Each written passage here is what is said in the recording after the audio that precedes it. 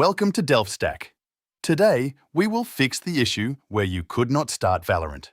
First, restart your PC, because this can reset the Riot Vanguard service and fix temporary errors.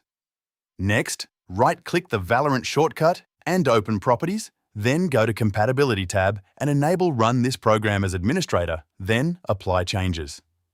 After that, open Task Manager using Control-Shift-Escape, find all Riot and Valorant processes and end them before launching the game again. Finally, try launching Valorant again to check if the issue is fixed. If the game still does not start, make sure your Riot Vanguard is installed correctly and updated. You can also reinstall Vanguard from the Riot client settings. Sometimes antivirus software can block Valorant, so temporarily disable it and test again. Also, ensure your Windows system is fully updated because missing updates can cause compatibility problems. If the problem continues, restarting your internet connection may also help refresh the game services and restore proper access to the servers. Thanks for watching.